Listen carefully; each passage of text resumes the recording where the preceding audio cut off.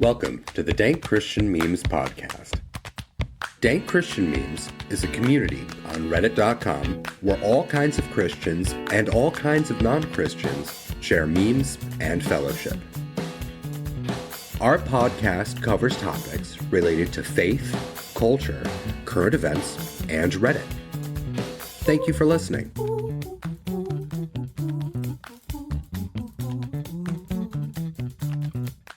Hello and welcome to the Dank Christian Memes podcast. Today we are discussing the paradox of tolerance. My name is Broclen, as usual. You may have noticed that we were pretty quiet during 2024. We kind of took a little bit of a break. We were letting other folks say what they need to say.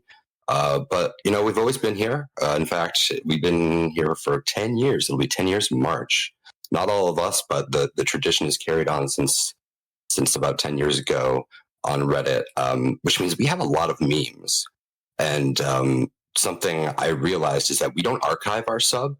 So if a person sorts by new, they could theoretically scroll backwards a full decade through memes. Now, the quality of those memes may not be, the best if you're sorting by new, but the fact that you have 10 years of content to sort through and can still comment on and get comments back on, I think that's fun and unique, and I'm proud of it. I'm also proud that while I usually call Jacob my other half, maybe that I think we've shifted to a triumvirate model. So yeah. I wanna sort of introduce Busybody. Do you think triumvirate is the right word? I can't think of.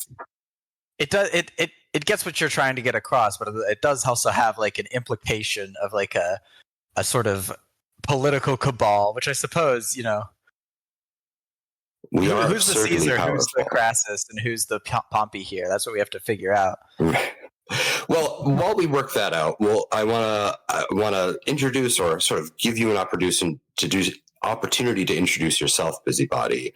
You've been working with us for over a year. You've been extremely helpful. You have not shied away from a number of projects. So we're glad to have you here on the pod and to sort of introduce you to our audio world, so to speak. Yeah, thanks guys for having me.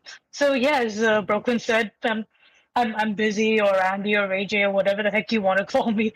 I am technically the new mod of Dank Christian Memes, but honestly, it's been over a year now, so it doesn't feel so new anymore.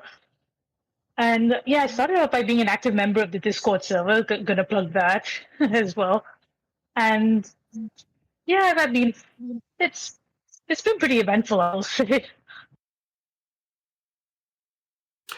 Well, and like I said, you haven't shied away from it. You got a little Bible study you've been running for us, which you'll notice I haven't done in my time here. So I respect and appreciate that on a big way. Yeah, I'm trying to run it basically for the whole year of 2025. So we've just started. We're finishing up the Gospel of Mark at the moment, and then we'll eventually move through the other Gospels, the rest of the New Testament, and then cover the Old Testament hopefully before the year is out. So yeah, definitely encourage you all to join.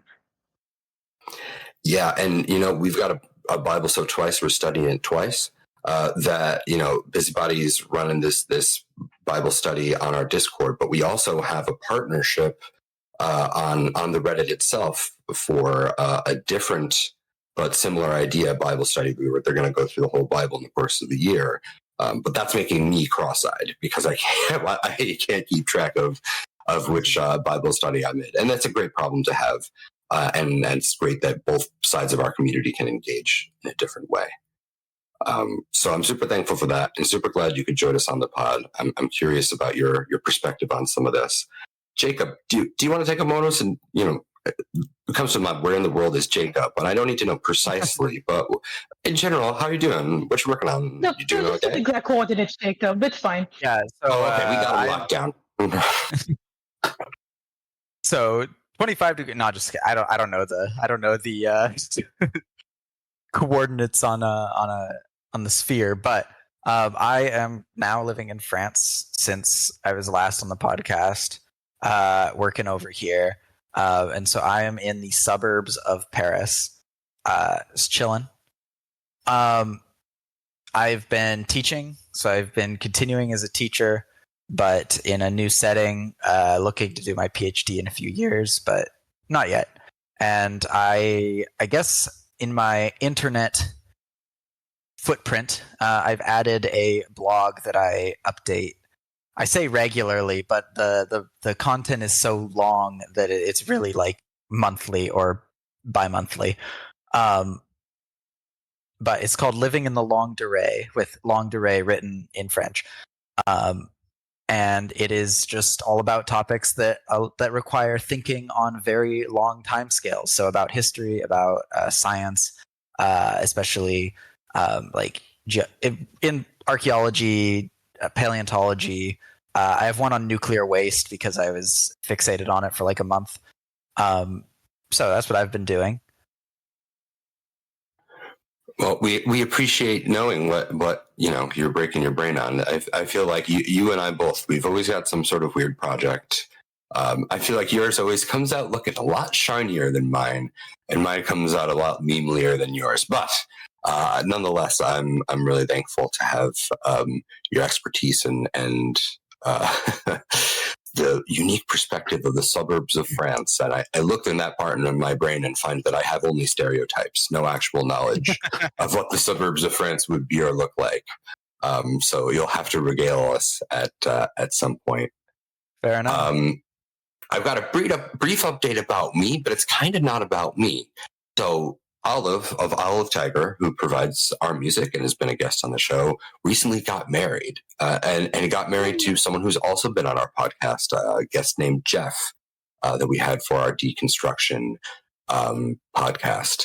So I had the honor of officiating that wedding. So we continue to wish Olive and Jeff all the best. Last I talked to them, they were having a great time. And this is exciting for me because this is actually my first wedding officiation. I've done funerals, I've done eulogies, I've done gravesides and dedications, but this is my first time getting to do the fun stuff. So that was really exciting to share in their big moment. And then sneak away into the background because once I've done my job, no one notices me, and it's kind of really nice. So anyway, that's what I've been up to on top of just keeping the memes flowing and keeping our community as happy as we can. So is there anything else we should cover before we dig into the meat and potatoes of the paradox of tolerance? Should we ask first, what is tolerance? Is listening to this podcast an example of tolerance? Is not muting or skipping me an example of tolerance? Tolerance is when you're not allergic to a food. That's actually an interesting comparison. So I heard, I had a professor, and I really liked this professor, but he wasn't always on the target, So he would talk about the difference between tolerance and concord. And he would describe concord as sort of this basic agreement, like, for lack of a better term, a ceasefire, where all we've agreed to is to not, or perhaps stop, obliterating each other. But we don't have true tolerance, no sort of standing state, however brief and delicate it might be, wherein we cease to be enemies, even if we have no genuine care for each other, that we went from enemy to neutral, perhaps. So I'm wondering if that lines up with you guys, because again, this was one professor, and he meant well, but he didn't always do great. I think so. I think that tolerance, what it is, when we talk about it in a social sense, is a sort of constructed and fluid thing where, there's no dichotomy. You're not in or out of it. It's more like, at what point do you react negatively to something to indicate that you find it unwelcome, right? And that would be the point at which tolerance ends or lessens. It's probably more like lessens, because I think that you can be more or less tolerant of something rather than just being tolerant or intolerant of something. Yeah, I think it is like degrees of how much you're willing to accommodate beliefs or ideas that you disagree with, or other people that you disagree with. Yeah, I And think also this the history extent to which they professor. disagree with you. Yeah. I think this history professor was really looking at war and the lack thereof, which is, of course, important things to notice, but can lack nuance sometimes. So, how different nations tolerate each other may be different than how the people of those nations tolerate each other.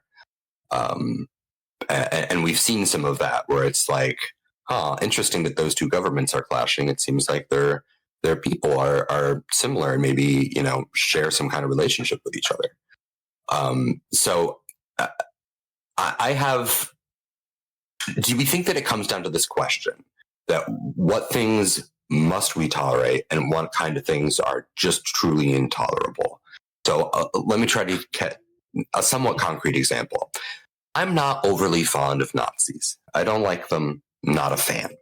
But I have to tolerate that there's no way for me to live in a world where someone is going to look at that philosophy or thought or whatever you want to call Nazism and say, yeah, I'm kind of down. I hate that.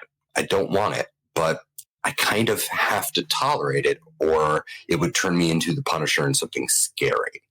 Am I online here or have I gone too dramatic too quickly? I mean, it's workable. I think I think there's two concepts that you're playing with together there, at least the way I see it, where there's a sort of internal and external tolerance, right? Like, your internal tolerance might be like, oh, I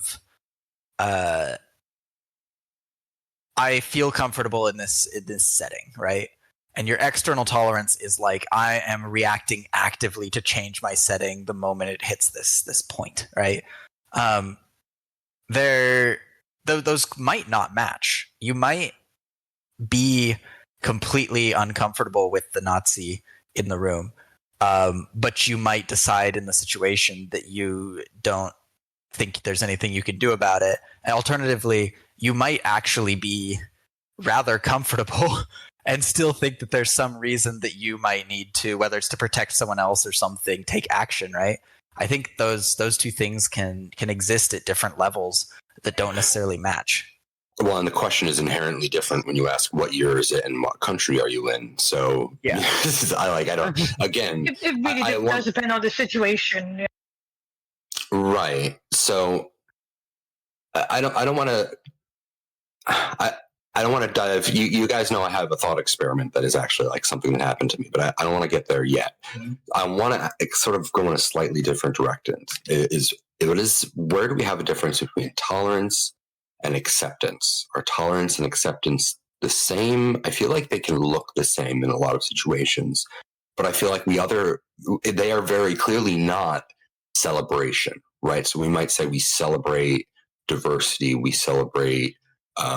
This is something towns and states in my area that celebrate all the foods of the local cultures, and they'll have like a best of dining in various cultural settings and so forth. So that to me is a celebration. However, it's not changing the world, but it's changing my appetite. That's a celebration of different cultures. But I think like acceptance is not that, and I feel like acceptance and tolerance are on one side of things.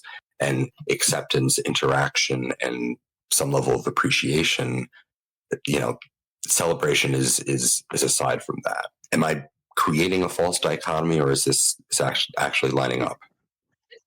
It seems like you're kind of describing degrees of comfort. So it seems like there's sort of a continuum between tolerance, where you're just like, you're like, oh, I really don't agree with this idea, but I will just leave it be. I'm not going to do anything against it. Then you have acceptance, where you're like, okay, I do agree with this idea somewhat, or I'm okay with this idea somewhat. And then the celebration means you're actively embracing it. Yeah, and also I think celebration goes further than just embracing it. I think when you celebrate something, you are doing a visible act of some sort, or an act that can be communally recognized as celebration, right? So I think there's a further, not just acceptance but promotion of something once you see it as worthy of being celebrated. So this brings to mind the St. Patrick's Day parade, which I think started as celebrating Irish people, and now we might be celebrating some of our lesser habits. And I say that as an Irish person. We're celebrating drunkenness and not celebrating Irishness, but I'm not in charge of all that. But like, I think you're right. I've seen like the Irish St. people Patrick's Day reacting to the way parade is. Americans celebrate.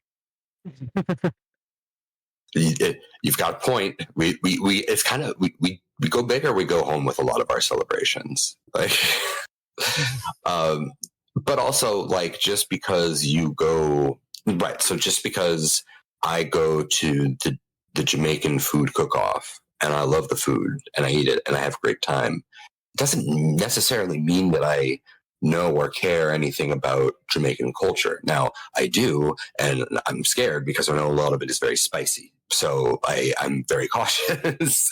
But like, I want to be like realistic. Like, just because cultures are bumping up against each other, that can be positive, that can be negative, and that can be neutral. I see food as positive because I'm a hungry fella. But a lot of folks don't see any real connection between, food of a cultural origin and the culture and people that sort of points to, even if they are the people who prepared that meal. And I don't know if that's good or bad, right? Like, it feels on one hand, it's like, as an American with so many, different kinds of cuisine around me, I feel especially blessed. But I'm also not, wiser for the food I've eaten. So I'm trying to be realistic about what this looks like in my community, sort of as I walk through it. And I'm curious for you guys. So like where I live, I look around and there's churches everywhere. I don't know if that's the same for where you're at, Jacob. And, if they are churches, I don't know what, if they're more museums and busybody. I'm truly ignorant. So I'm curious, like, what cultures do you guys see bumping up against each other in your neighborhood? And are you seeing them positive, negative, or neutral as they're bumping up against each other? Well, I live right next to the local synagogue, actually. And there are quite a few Jewish families in this apartment building. And so, there's a lot of stair use on Saturdays and whatnot, rather than the elevator. But in keeping with trying to not do work or use particular things on the Sabbath, right? Exactly. It's Shabbat limitations. And so it's definitely not the richest neighborhood. You can see also that a lot of the other minorities in France are heavily represented in this area. A lot of Muslim people, immigrants from parts of South Asia and Sub-Saharan Africa. And so it's very different from some areas of Paris. And there is a clear ethnic divide in wealth and whatnot as well. A lot of the churches are indeed, if you go into Paris, a lot of the historic ones are indeed sort of run by the state. They're often still used for mass. There's kind of a sort of coexistence there where many of them are national historical sites, but also run by the Catholic Church, which has a very interesting relationship with these sites in a very secular state. France is a more emphatically secular state even than the United States. Which is weird because wasn't their king at one point divine right monarch, trying to be a micro pope of a sort? Yeah. And then they swung all the way around to the other side after the revolution. Yeah. The French Revolution seized all of the churches and, beheaded the king. So the churches were seized by the state, by the Republican state for a while. And then, there's a lot of religious freedom in France, but also it is a emphatically secular state that, for instance, if you are actually, this is a great topic for coverage now. If you are, for instance, trying for a job and you wear like a kippah or a hijab or a cross necklace or whatever, and you want to work in a government job, you are not going to be able to wear that religious symbol. That is not allowed in France. In fact, if you work in a public school, you cannot wear those. And this provides a And very I yeah. believe that even extends to culturally Christian symbols as well. But given France's heritage is a Catholic country, even Christian symbols are prohibited just the same as the others, right? So it's not a Yes. matter of religious minorities or anything, just all religious expression in general. Am I correct? Well, yes and no. Like in theory, yes, but a lot of critics of that point out to the fact that a lot of things um, sneak by on the premise of being like part of national heritage, right? Like for example, almost all the holidays are related to some saint day or Catholic holiday if they're not national in origin, right? Um, and you know, you can show up with stuff about Christmas, but the moment you show up with like a symbol about Hanukkah or whatever, it's a religious symbol, right? Um, so a lot of people take issue with this, that the way that this manifests does actually um, disenfranchise groups that are not quote unquote normative, right? As who can't state that their religious expression is simply national culture in the same way. Hmm. So I'm going to describe my cultural situation, and then if Jacob, were you able to hear Busybody explaining their cultural sort of location? Nope. Okay, so we do need to come back to that. But while we wait for hopefully all our connections to settle and for the internet to decide it does want to be our friend today, I've mentioned this before. I live in a rural place, but my rural is never too far from a city. So you could argue that there's no rurals in my state, and I'm suburban. But the point is, I'm relatively close to some small cities that are, diverse, but comfortable, and it's a place that I've always grown up around. So this one place in particular is a town that I think is kind of unique in its religious diversity. We have a Hindu temple, and the Hindu temple has some non-Hindu folks worshiping in the temple as well. We have many kinds of Christians on our sort of main street and green area, as well as a Catholic church, Episcopal church, and a synagogue. We have we have a church, a synagogue, and a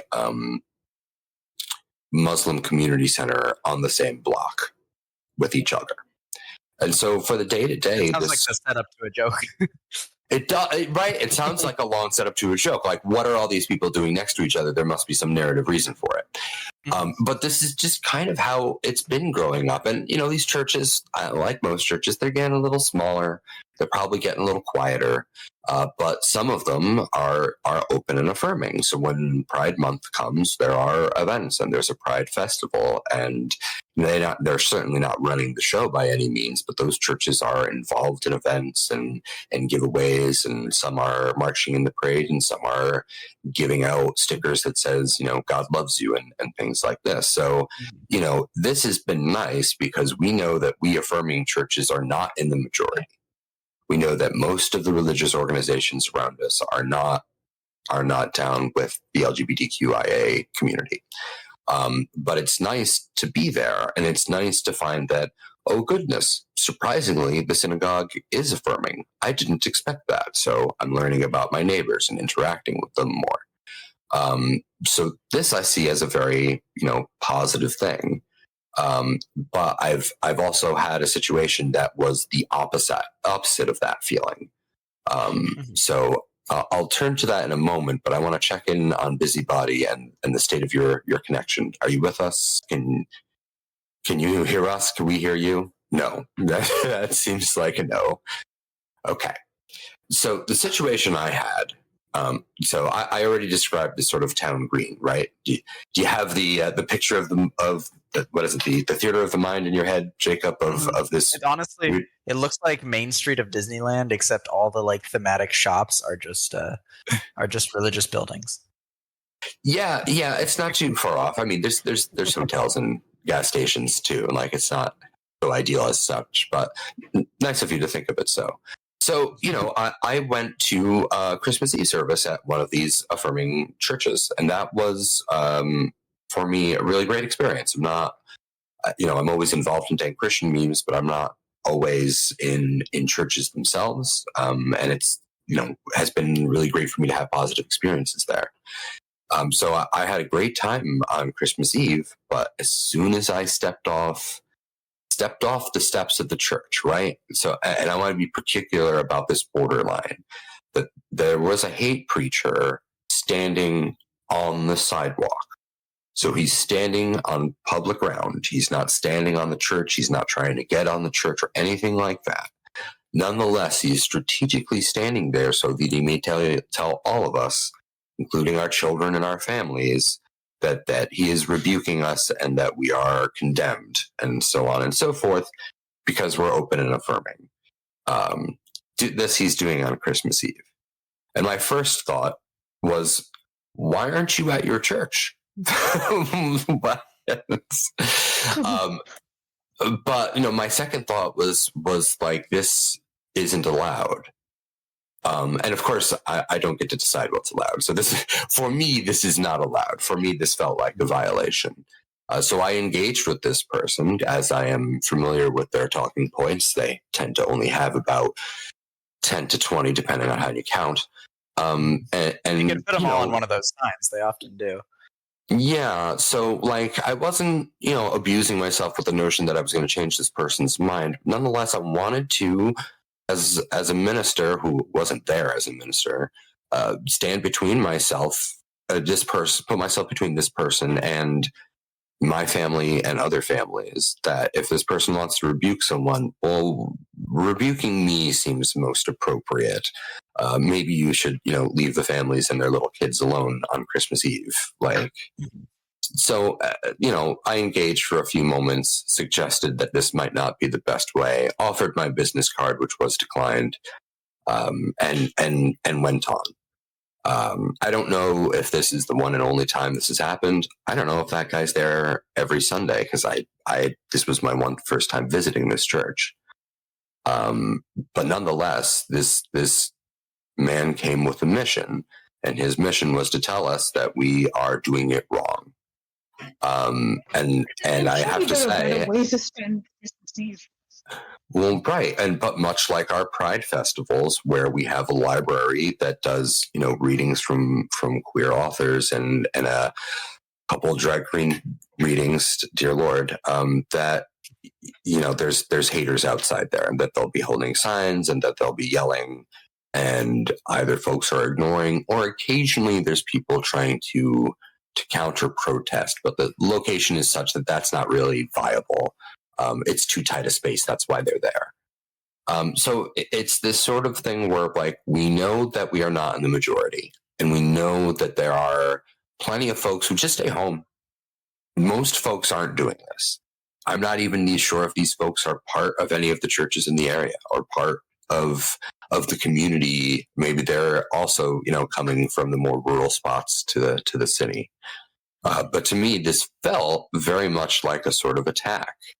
It made me feel like these people didn't want me and my family, nor the people worshiping with us, to feel safe, happy, or comfortable on Christmas Eve.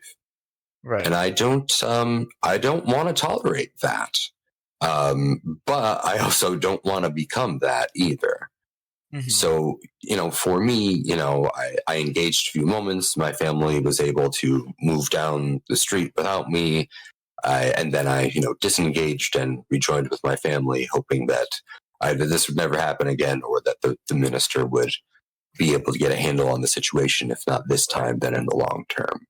See, I think there is every minute that this guy spends with you. Go on. I think ironically, there's two paradoxes of tolerance going on here.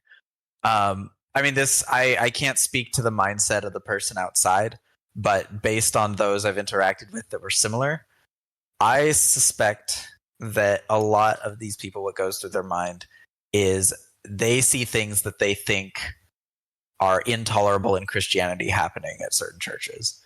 And their response to that is, oh no, if I let this slide, then all of Christianity will go that direction. And so they go out to be, in their minds, the hero that they think they can be on that issue. And so I think that there's a sort of backwards paradox of tolerance that sometimes plays out in these mindsets where people are like, I cannot allow this affirmation to exist because it will corrupt or spread or whatever, right? So I think the difficult part is when you're managing an affirming church, and you have more experience this than me, so I am like assuming here, when you're imagining an affirming church, you have to somehow communicate that you are having an issue with intolerance, that people believe in the opposite direction. The people you're arguing with likely believe it in the opposite direction, if that makes sense. Yeah, no, and I do try to, get inside the head of those who might be my opposite.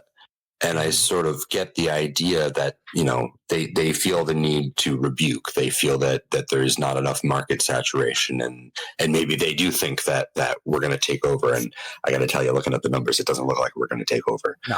So maybe I just need to show them the number, like, dude, we're not actually doing that great. So maybe it's not a big deal. I don't know. Maybe it's a numbers problem.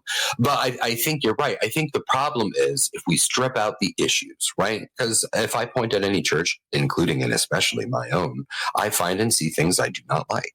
So tolerance for me is part of the congregational experience because none of us are perfect, and yet we are here. But this felt like bullying. On a more practical front, like on your specific experience, like if you are opposed to something, then every minute that a preacher was spending tied up with you was a minute that he spent like not talking to someone else who might have been more vulnerable, more willing to listen. Mm-hmm. You are acting as a buffer in that situation, which is a sort of interesting value judgment of itself, because it basically says, it basically asks, why is what they're doing harmful, and in what ways can it be directed to be the least harmful possible? Well, and that's the thing. It would be great if me and this fella could have a meeting of the minds, but obviously that we had a short time period and that wasn't the goals stated. But so if this is a one-off event, fine. Just as I'm sure every time we hold a Pride event that there's going to be a couple of people there. And like I said, I have to accept this, especially knowing that my opinion is the minority opinion. But, we don't all get to be Jesus flipping over tables in the temple because of how they're doing things. I feel we don't have that authority. And I feel like whatever problems I have with whatever churches, I am not empowered by anyone to go to that church and, quote, rebuke them or do anything. I find that to be bullying. I also find it to be holding the parishioners responsible when surely it is the leadership that you would want to hold responsible. So, perhaps if I strip the issue away from it, which I know feels crass on one level, it's also a matter of like, well, what are the rules of engagement? How do we do this? And part of me says, well, is this what happens when we don't have publicized debates? Could we do anything to make this interaction better or into a better thing altogether? Because I acknowledge that this isn't going to go away, and I am in the minority. I'm gonna hit a point there that I actually think is interesting to talk about. You mentioned the word debate, and to sort of switch issue a little bit. I spend a lot of time talking about like climate and science and stuff online because that's what I like to do. I like science, and one of the few like political issues that I take interest in outside of politics is like climate, right? And one of the things that a lot of climate scientists say is actually stop doing debates with people who have clearly negatively motivated non-expert opinions, right? Because at the end of the day, if you decide to debate publicly someone that has an opinion that you think is harmful and wrong and in bad faith and is a non-expert opinion, then at the end of the day, you are just donating whatever audience you would have to them for a time, and helping their message in at least get heard. Well, and I feel like there was a high possibility, taking that into account, that this could have backfired, that this could have been seen like if we wanted to make a big deal of this, church under fire on Christmas Eve. Like a news story could have run with a headline which might have generated sympathy for us. So, but would it be sympathy with the actual situation on the ground, or would it be sympathy with the culture war that the journalism would fit it into, right? Or is there no sympathy if it comes through a TV screen and that's just something we've imagined? Yeah, I try to be realistic about it. I think my first reflex is just like that average church going people shouldn't be bothered by this. At least certainly not on Christmas Eve. But I also, I don't want to take away the person's voice. I just wish we could do so in a more respectful manner. And I think, I'm trying not to delude myself, right? American politics has always been real nasty. And we know that debates over Protestantism were also nasty. And we have an insult generator from Martin Luther because he insulted people so much in his arguments. By the way, for the audience, we're recording this on the last full day of the Biden presidency. Oh, I didn't even. Oh, yeah. So, I on the one hand, I'm not trying to solve the inner conflict, right? I don't want to try to hold a debate that's going to settle the issue, because that doesn't seem like an attainable goal. But if I'm just going to assume that this person represents a church, if he represents a church, then surely our churches could engage in better faith with each other. I don't think I was able to make that point to him. Nor was I at my best in that moment. But I guess this is my better angels, that perhaps it's not a matter of whether or not we're tolerating each other. It's could we be tolerating each other better, or should we? Some people would say that I'd even encourage better conversation with this person is a problem and a threat to the safety of some individuals. I think also the reality is if he showed up with attacking in mind, he is not in a place where he's likely to hear and accept an opposing viewpoint, because he's there on the offensive, right? That would constitute losing an argument from that mindset. I think the reality is people's minds are changed in the in-between periods, not when they come for battle, right? That's been my experience from what I see on the comments. If it's a battle, then I don't think anyone's mind's being changed. Mm-hmm. Yeah, it really depends on how they came to those opinions as well. Like, I've heard the expression, you can't reason someone out of something they did not reason themselves into. For some people, it's genuinely a very emotional response, maybe influenced by personal experiences. Well, or watching queer affirming church cringe compilation on YouTube or whatever, right? Like, it can be a lot of things. That with the modern media environment, a lot of people who have real nasty opinions have those opinions not because of personal experiences and not because of reasoning it out, but just because of sheer volume of media they've consumed that states the thing over and over again. Humans, at the end of the day, our brains, we can teach ourselves logical rules, but a lot of the times our learning is literally just repetition. If you hear something over and over and over again, you'll eventually start to believe it. Yeah, that might be true for like traditional media, but like let's not forget the impact of social media and people being supposedly told this stuff by other people that they know and most likely trust. Yeah, but that's what I'm referring to, like intensifying this issue. Like the modern discourse environment is a social media volume machine. And that is how most people make their opinions, whether they wind up right or wrong, if we're honest. Yeah, it's the case on every side. Yeah. So I think thinking back to what you were saying, Jacob, about debating, I think there's something to be said that debate, and at least in the traditional format, is not super effective, but it is a spectacle.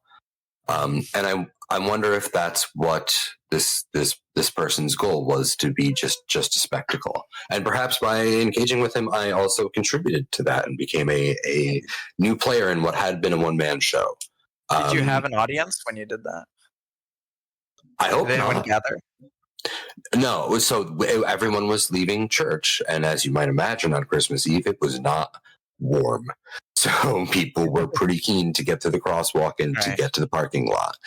So yeah, I stood there for a little bit, but my family got down to the crosswalk, and then I was like, okay, well, I gotta dis. You can only engage so long before you're part of the problem one way or another.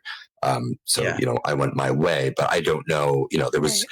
So the inside, I just want to, I don't want to sound like I'm either letting this pastor off the hook or blaming them for anything. It's Christmas Eve. This may not have been the only service they were doing. And I know that they had a brass band. So if I were in their shoes, my first thing would be say, thank you so much, brass band, for playing for us. So I'm guessing that's what the minister was doing. I haven't reached out. I haven't, asked or anything. But if I were the minister of this church and this happened to me regularly, I'd be very concerned, and I'd be in communication with the police pretty quickly. Whether they'd care, I don't know. But I think if I were the minister of the church, but not do anything about it. Classic. Yep, that's what I see from the police in my area. but sometimes that report being there does make a difference down the line, however tragically that might be. I have a vague memory when I was a kid at church. That there was a guy who stood outside with a sign that said "God is fake," and sort of waved it around a bit. And we all just kind of ignored it because it was fairly harmless, frankly. But like, it was the sort of thing where you notice it and then you bring it up to someone. And you're like, "Oh, did you see the God is fake sign?" But I specifically remember seeing out the window afterwards, the pastor going out and talking with him. Nobody heard what that conversation was. We just knew it happened. And I don't know. I remember that visual, but I have no idea what was going on being said. And it stuck with me forever because I just kind of wonder about it. I just wonder what was the interaction that happened. Yeah, well, I also feel like there's a bit of a dynamic where many of the churches in my area, the church that I was talking about in particular, the preacher was a woman, which is great. But when you're a woman in the city and there's a creepy man outside, I don't know that engaging with that person directly is the move. No. So yeah, I feel like there's a lot of nuance here, but I'm trying to, trying not to oversimplify it and also trying not to overcomplicate it. So do you guys have any other very situational sort of thing? What's that? It does seem like a sort of situational thing. Yeah. So I wanted to ask, do you guys, so that was my situation. And I feel like one of the big differences for me is that he was standing on the sidewalk. That if he's standing on the sidewalk, he's on the sidewalk. I don't like it. I'm going to try to engage him, but he's within his rights, however rude that might be, in my opinion. So as much as I, wish he'd maybe step back a few or whatever, I live in a world where this happens, and I should not allow myself to be surprised by it. Have you guys encountered things that have surprised you, or perhaps things that didn't surprise you, and Maybe that's more interesting that you weren't surprised. I mean, I've encountered a lot of prejudiced people, but like at a certain point, I think if we're honest with ourselves, most people have a prejudice of some sort, and so it's not uncommon to just be talking with someone and it slips out when you hit the wrong topic. And so I think I've been surprised a lot in the past by it, but increasingly less so, because I think that when you're growing up, you kind of consume a sanitized version of the world where everyone's kind because that's what you're taught to be, right? And that's what, at least if you kind of have a sheltered environment, that's sort of the world as you're taught to see it. But then you go outside and encounter people, and you increasingly encounter that society is unequal and spiteful and full of a lot of people who dislike each other. And I think the longer you're exposed to that, the less surprised you are. At this point, I'm not surprised by that sort of thing.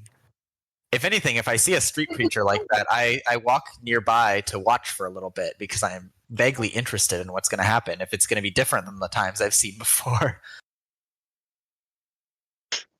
Yeah, like it really depends on how much you're exposed to other points of view as well. If you stay in your one little corner for all of your entire life and you see the same people day in and day out, then you're going to have a very different experience of the world from somebody who's moving around regularly. Mm-hmm. Yeah, I've had experience with a few hate preachers before, but this was the only one that was at a church. But I have done some counter preaching before. One was on a college campus where I went to college, so I just took the day off from on my undergrad campus. It was everywhere, all the time. Well, they always had one specific spot. Yeah. It's especially so. I went to a state college, so it's public college, so it's a public space. So he came in and started preaching some stuff I wouldn't repeat. Like, it makes "I rebuke you" seem polite on Christmas Eve. The kind of stuff he was being inflammatory. You ever get the list of condemned people? Yeah. There was definitely some listing going on, but so I got a message from It's not trying to figure out how many points you hit on that scale as well. So what the community ended up doing, he came 2 years in a row, and the first year we were surprised by it. So I kind of showed up and had a back and forth with him, and like a lot of the student activity clubs, especially, like there was an atheist club and there were a few Christian clubs. Were like, whoa, what? This is so there was like a community of people that kind of joined around to ridicule and just be like, no, this isn't going to fly here. And then the following year, they just did a dance party. So he started preaching somewhere, and they magically had the stereo equipment available that year. So they just had a really loud dance party instead. So he was still there, he was still preaching, but there was something a lot more fun going on next to it. And I think that's probably the best response. But of course, it's on a college campus where there's a lot of resources and maybe a lot of people with a lot of free time. But I felt like that was a much more like neutral ground to encounter this on a state college, and they knew that this person had a reputation for pushing the grounds, and that if someone is violent against them or someone tries to kick them out, then they can sue and potentially make quite a bit of money. So There's a question of how much they believe, and is this maybe just a show to try to get a legal advantage? So that's another interesting angle. College students also are often exactly the people who will push it to the next level. So I remember there was some who was it? I think it was Identity Europa or one of those other white supremacist groups came onto our campus at one point and basically got chased out by a stampede of students. Like, students organized and charged them. Which that's pretty incredible. That's straight military strategy. Right. Is that your just war model? That no one was injured, but we did charge and he did retreat? It's because it's like a charging rhinoceros. At a certain point, you just go, right? if you know it's good for you. You just reach a critical mass of students. Right. Well, he didn't come to be a martyr. He retreated, and that's good. That's the best alternative, I think.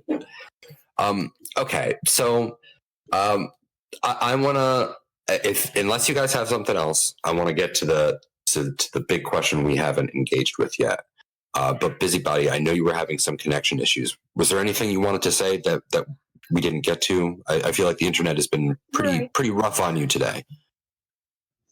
Yeah, not just that, but just sort of situational things around where I am right now. But yeah, like to answer your question about, I believe you asked what exactly the religious situation is like and how people coexist with each other. And like, yeah, there is a fair amount of coexistence. Like, well, obviously, I live in the UAE, which is a Muslim country, so by far, predominantly the places of worship, so most places of worship are going to be mosques. But I mean, there are churches, there are other places of worship that are on like specific plots given by the government. So like we do exist, we do have our worship, and it basically exists through goodwill. And in terms of like actual like community mixing, there's a sort of a social theory that has a melting pot contrasted against a salad bowl, where the melting pot is like all the communities come together and form another community of their own.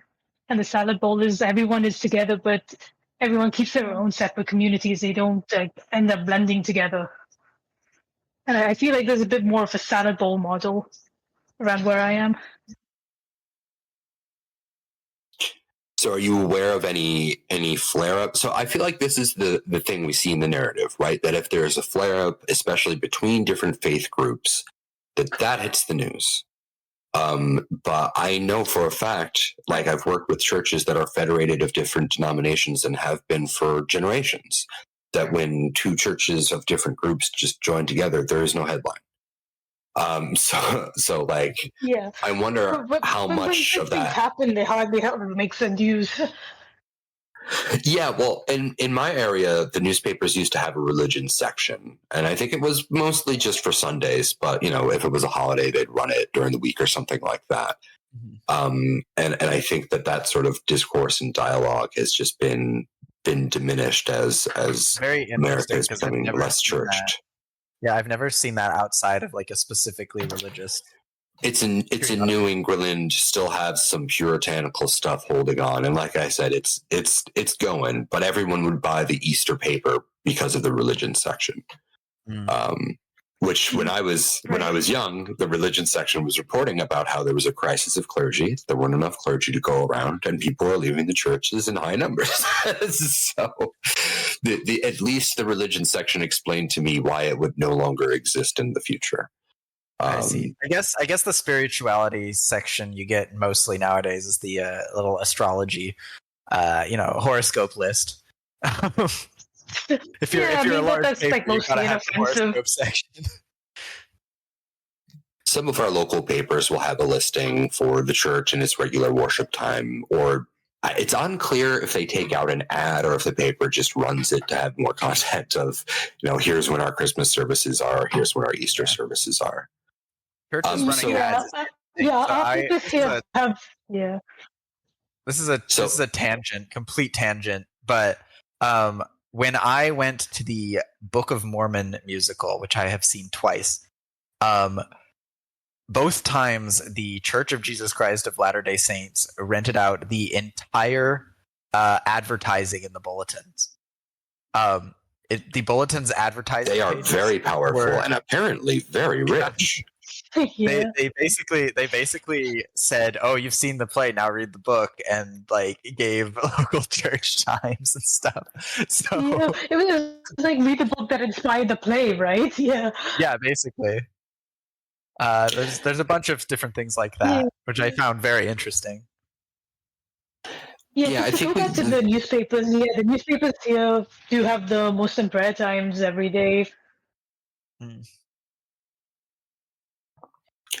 Have you ever had any? So in America, especially post 9/11, there's this idea that Muslims and Christians are like matter and antimatter, and if they get too close to each other, that bad things are going to happen. And it's been 25 years, so I think a lot of us have grown past that now. But do you feel like the encounters that you see between we banned when 9/11 happened? It's been a while. 4 years. But are you seeing what you would call neutral encounters, like of Muslim and Christian cultures bumping up against each other or just sharing space? Are you seeing that most as neutral? You do what you do, I do what you do. There's plenty of space in the newspaper and everything. Or do you also have a sort of negative side that is reported on sometimes? Look, like in terms of media reporting, there's honestly quite very little of it, although it has increased in recent years of non-Muslim stuff. I do remember one year, I think it was about 12 or 13, or like our regular paper had like a full-page spread on Good Friday, like detailing how it was being observed, I think mostly in Jerusalem and other such places. And I think here as well. And it was so interesting to me that I kept it. Huh. Do you still have that paper? I think I might have tossed it out a few years ago at this point. I've decided to be like, why am I still keeping this?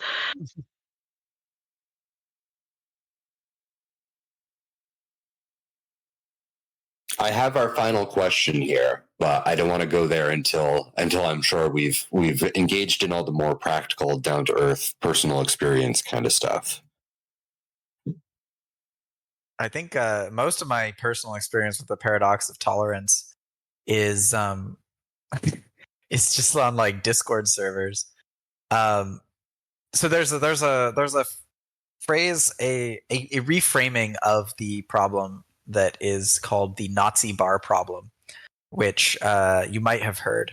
But the Nazi bar problem is a way to talk about the paradox of tolerance with an illustrative situation that I like a lot. And it's basically, imagine you run a bar and you want to increase business at the bar.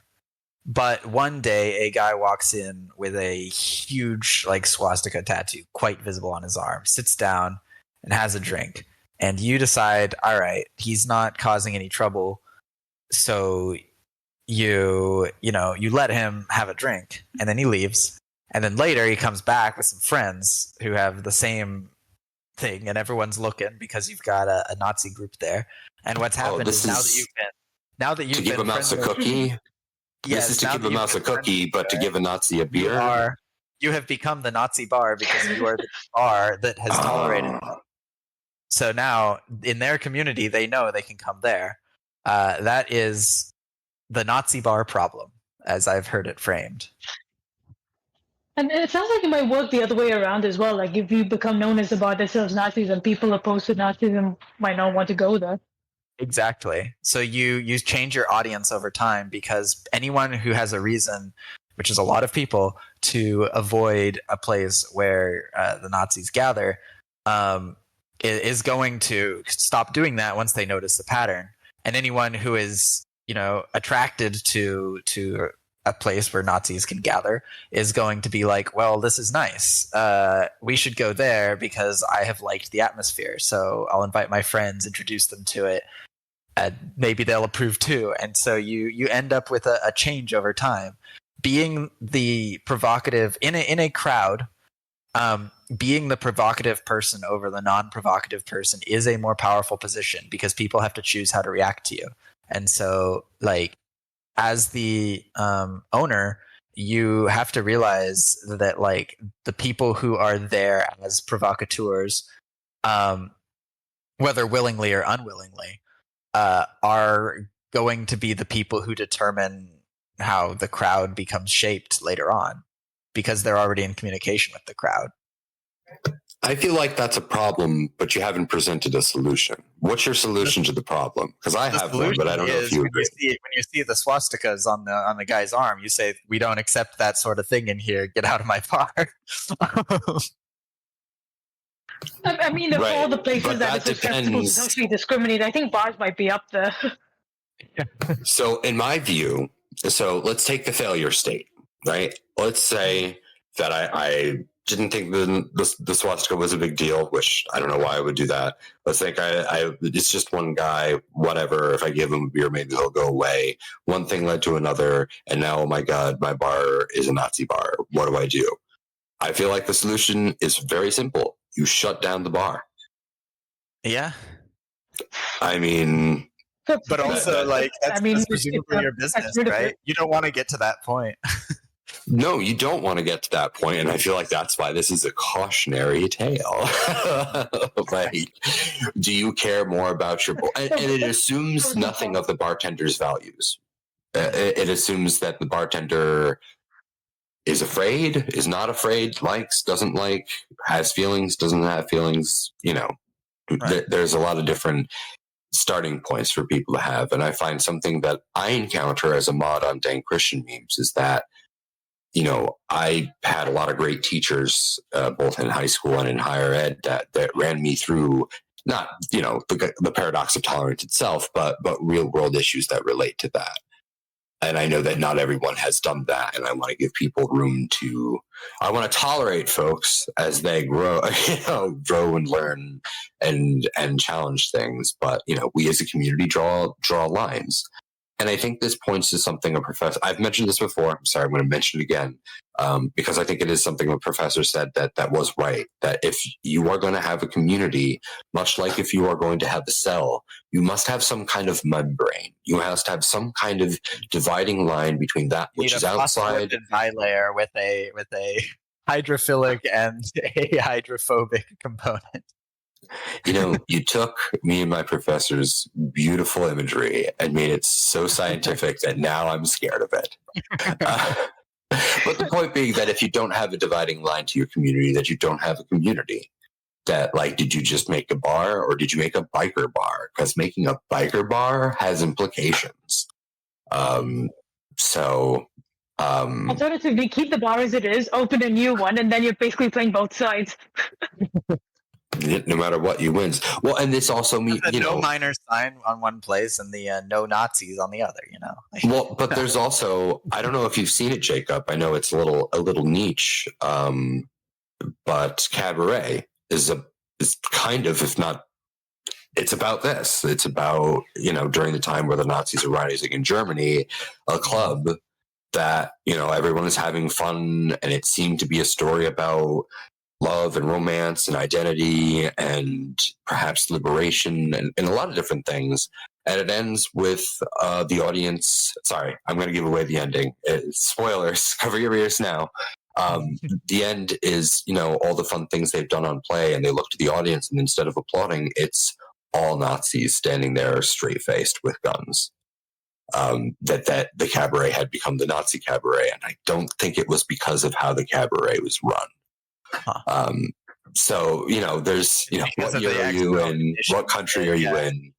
I have a luxury of feeling that such people are in the minority. Mm-hmm.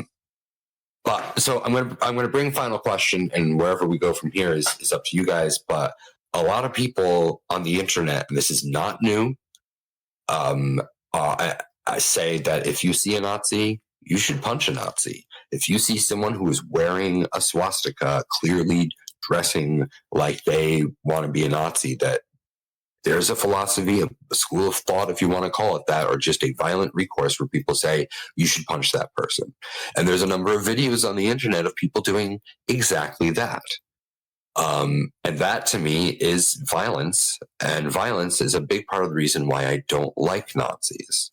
So as much as I am not a fan, I don't like when it becomes violence, right? So if the college students all charge the hate preacher and the hate preacher runs away, we see that as a victory because that was a non-violent outcome. But if he didn't run and they trampled him, dear Lord, this is a different story altogether. This is America. They could have just fired shots. This is America. They could have just fired shots. Also, a lot of the time, those hate preachers, those speakers of white supremacy, are making credible threats. It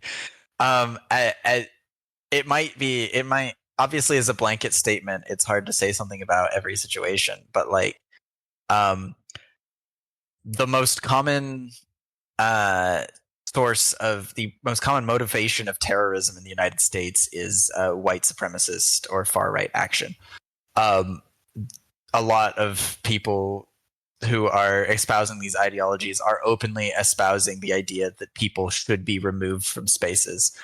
I think that the reality is if someone comes onto your campus and starts talking about removing like queer people or black people or Muslims or Jews or whatever from the community and are talking in a violent way and are displaying symbols associated with violence, they are displaying a threat, and you can react to that by waiting for something else to happen, or you can react to it by responding with the same set of options of someone who just broke into your house and threatened you, right? So yes, I it just think, seems like very much a judgment call of like how much violence is justified in.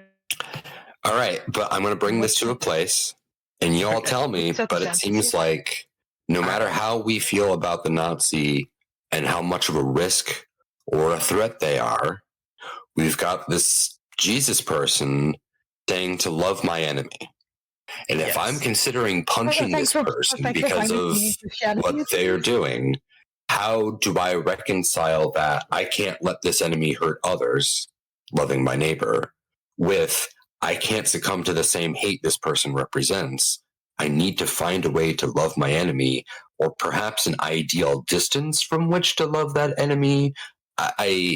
So like as Christian, as pastor, I'm very uncomfortable with the Nazi punching idea, because I feel like it just steps over a lot of what I consider to be very important pacifist notions from Jesus, not the least of which being love thy neighbor.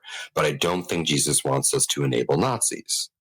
So, and I have I live in a country where we're consistently taking the temperature to try to figure out how much of a threat Nazis are. And the answer is always bigger than zero. Nazis are always a non-zero threat. And I started this, and I'm going to end this by saying, I really don't like Nazis and folks that tend to act like them.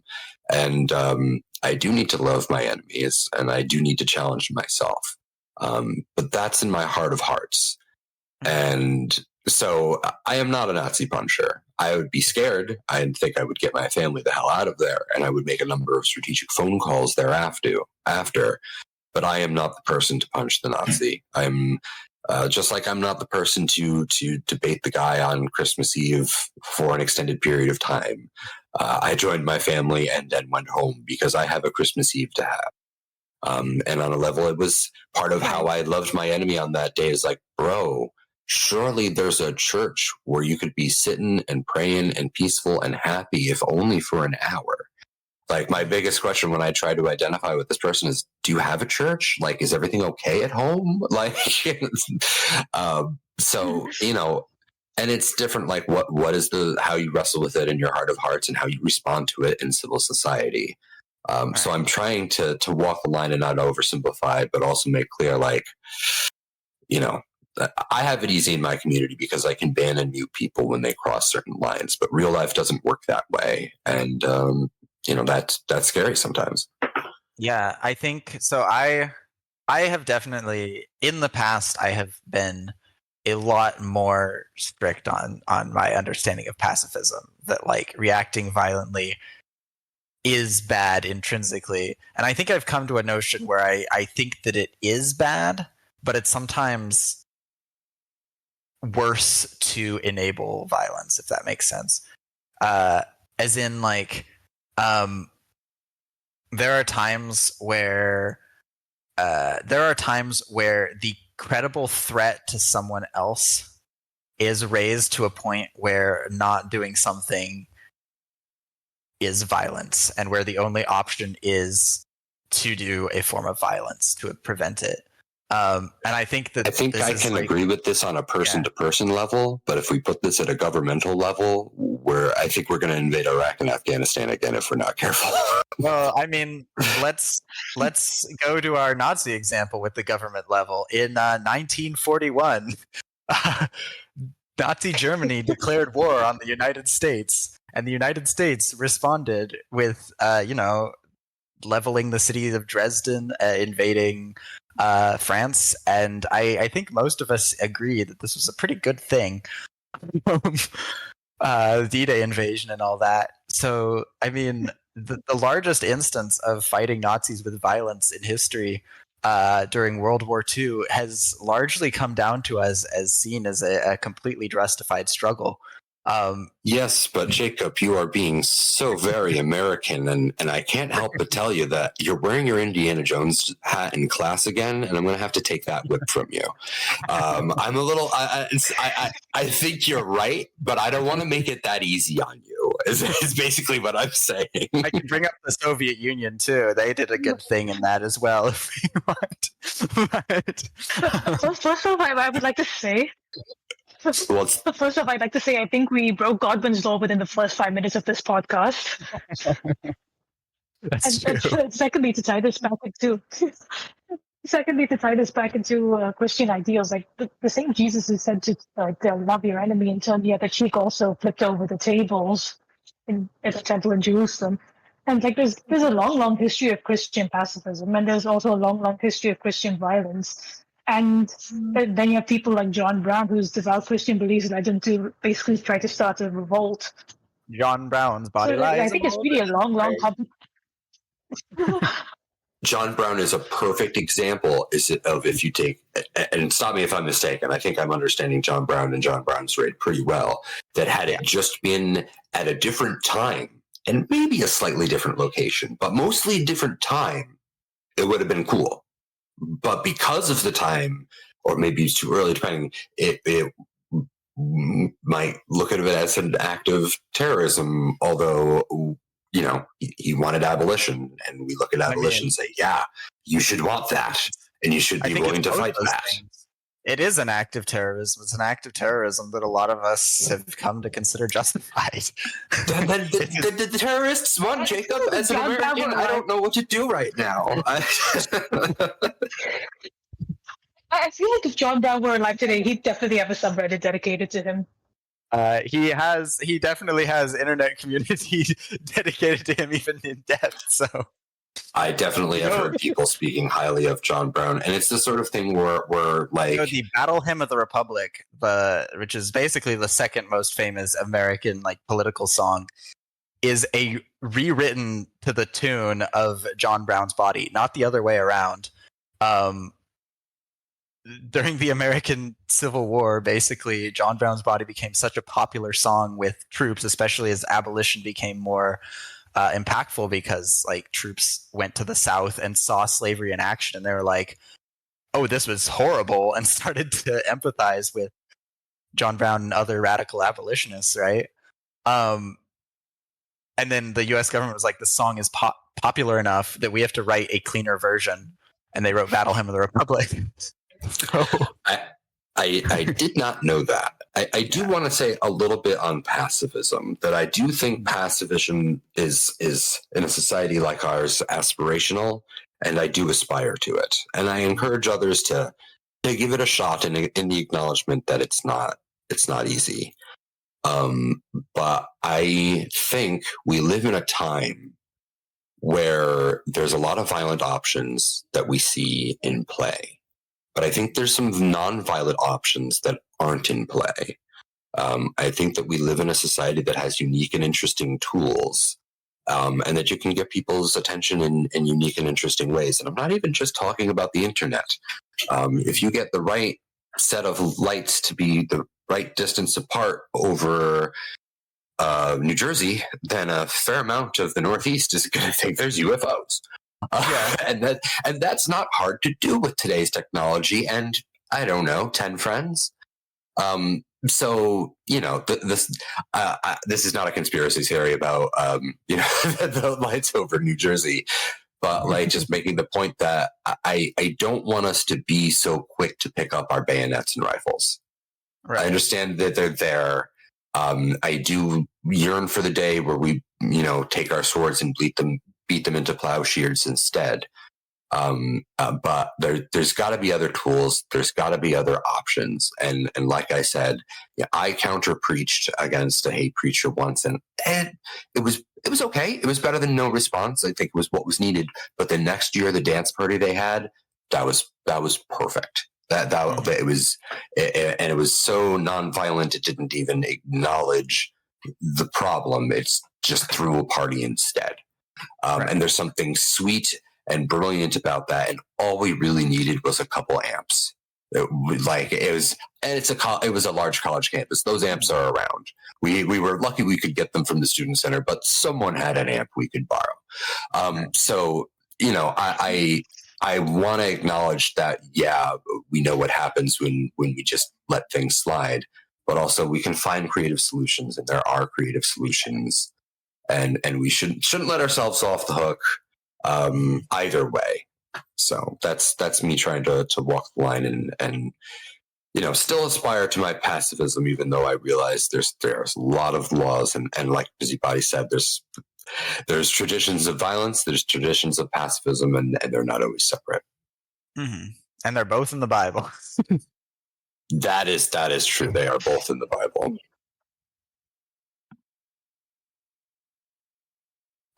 So I feel like we've used a lot of our time, and I think it's earliest for me and probably later for you guys. So I feel like we hit my wish list here. I'm happy, but I want to know if there's anything else we missed or you guys want to cover. And I appreciate that we're each coming from different perspectives culturally, but also from very different locations right now. And three continents. We're covering 3 continents right now. Yeah. So, as we close out here, whether it's on our paradox or on our current moment from our current location, I'd love to hear if anything, you guys have to share. I guess this is a little side tangent. This is the route I take if you want the actual approach I have as a moderator of some of my spaces.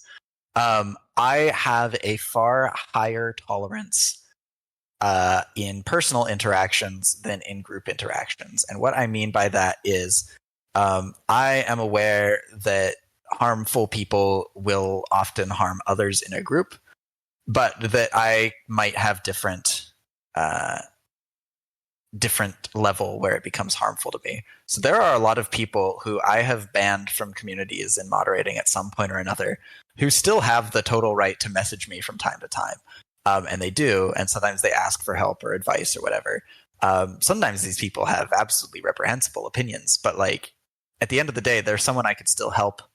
But I had to make the decision in an environment where they were with people that they made unsafe to cut them at some point, right? And I think that is ultimately where I think the answer lies. It's treat people with dignity, but also realize that humans are creatures that conflict, and there are times where you have to pick who you can be tolerant of in a space based on the people that they are capable of harming and likely to harm. Well said. Busybody, you wanna give us any final thoughts or words of wisdom on our way out? Yeah, like honestly, I think the issue of tolerance is very, very much a situational one. So, like, I'm not sure it's something that could be fully solved in a 1.5 hour podcast, or really like a blanket solution in every situation. Like, first off, you have to determine what exactly you wish to tolerate. See the bounds that you have, because I think mentioned earlier that there are going to be some bounds around any community. So, like, first you have to determine what those bounds are. What can be tolerated inside, even if it's not necessarily the core values of the community, and then what you feel has to be kept outside. But then it's also, as Jacob said, it's also very much an individual thing. Like sometimes you can engage people one-on-one.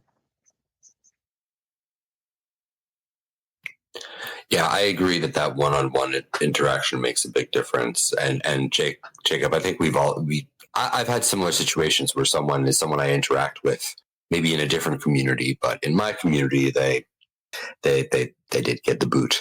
But I think my final note is that I just want to encourage everyone, as I try to encourage myself, to leave room for forgiveness, to leave room for people to get better, to improve, to learn, and for us maybe all to grow together. So I'll take an example of this, and I think this is actually a good thing in our community. If you guys disagree, let me know. We do the 7-year jubilee, so we're 10 years. We're 10 years old now. So we did one jubilee at year 7. The next one will be at year 14. But what I do, I would never make you guys do this, is I clear out every band account manually, and I think I remember this. Even the bots. And a lot of people were very concerned. They thought I was basically unleashing hell on Earth. It worked out really well. I think it worked out well, but it also means that we as a community, we don't have permanent bans. The longest ban you can have is 7 years. Now, you may do the same thing and get banned again immediately, and there are a few who do that. And that they're proud to that. That's why they're here. And okay, then they get banned again. See you in another 7 years. But this is, is it perfect? No, but I feel like because of our technical environment, we can do things like this, but without it being at the peril of our community. So I hope whether it's online, real life, your town green, or the sidewalk just off your church, trying to leave room for forgiveness. I feel like it's just a good idea. It's not easy, but if you can, I think it's a good idea.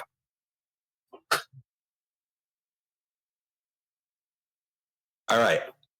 Anything else we want to say before I read our show notes and we tap dance off stage here? No, I'm all good. All right. Well, thank you so much for joining me, especially because I know the time zone is much more to my favor than it is to your guys. I hope we can look forward to some podcasts as we go forward, but obviously we're focused on the memes and so forth. But again, thanks for doing this podcast, and we might come back to this topic. We'll see. There's a little conversation with me and Castro Troy on the side, so to be continued, maybe. We'll see. That's me. That's clickbait. Yeah, I'm clickbaiting you now. Mm-hmm. All right. This has been the Dank Christian Memes podcast. If you would like to connect with our community further, we have social links in the description. Our music is provided by Olive Tiger. Congratulations on getting married, Olive. You looked wonderful. Thank you for listening. And until next time, may the memes bless you and keep you. Wait to the waves of the stereo.